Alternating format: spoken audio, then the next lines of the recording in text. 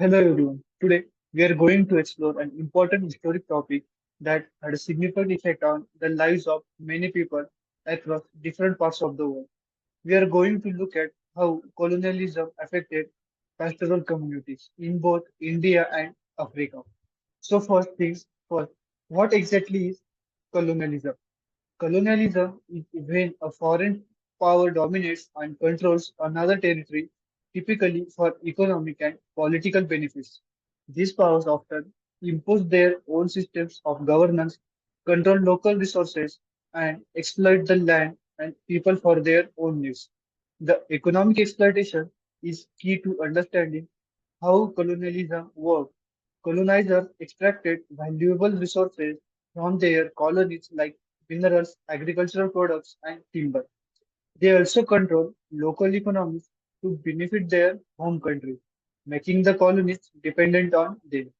The historical peak of colonialism occurred during the 19th and 20th century, when European powers such as Britain, France, and others controlled large parts of Asia, Africa, and America.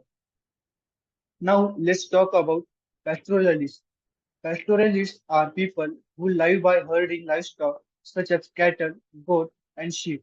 They typically live a nomadic lifestyle, which means they move around in search of pasture and water for their animals.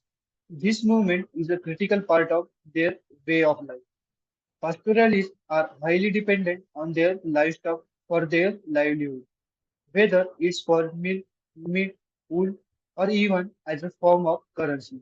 Some examples of pastoralists are communities include the Maasai people of East Africa and the Gujars in India. Both groups have rich histories tied to their herding traditions. One of the major impacts of colonialism on pastoralists was land seizure. Let's take the Forest Act of 1865 in India as an example. This act was introduced by British colonial authorities to control and reserve forests for their timber extraction. However, it had a huge negative impact on local pastoralist communities. These communities who rely on forests for grazing and gathering resources were restricted from accessing forests, and much of their grazing lands was taken away. This reduced the amount of pasture available for their livestock. Another significant impact was the imposition of taxes on pastoralist communities.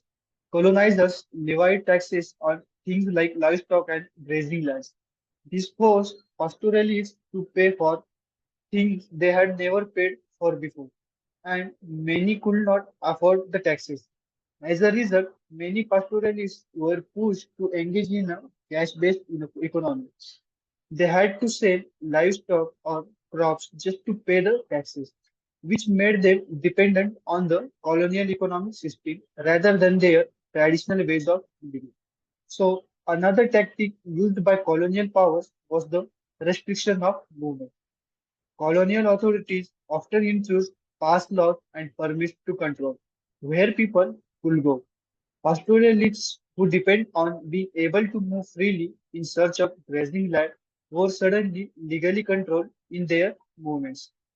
This is not only made it harder for pastoralists to find grazing area, but it also forced many into adopting settled agriculture as their primary way of life, even though they were traditionally nomadic.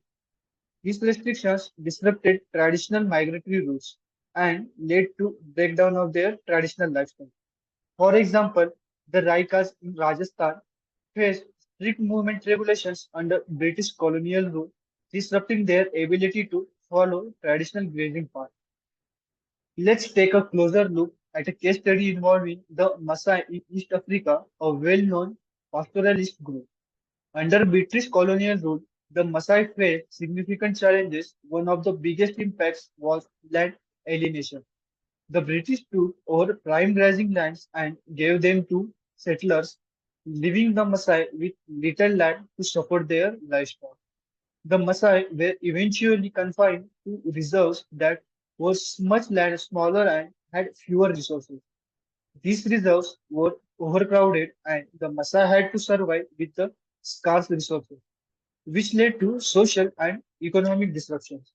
These changes forced to Maasai to adapt in ways they had never expected, causing major cultural shifts and economic challenges.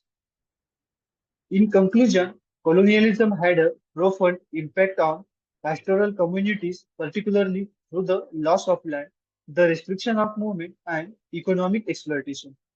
The long-term effects of these colonial policies are still felt today. Many pastoralists had to abandon their traditional ways of life, and the damage to their cultures and economies has had lasting consequences.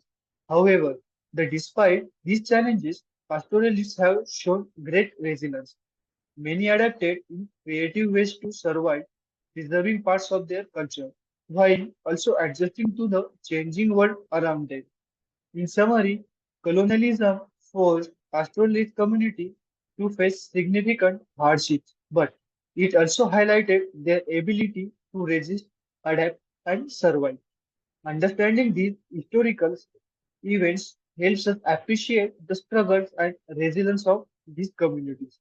I hope you have a deeper understanding of the effects of colonialism on pastoral communities in India and Africa. Thank you.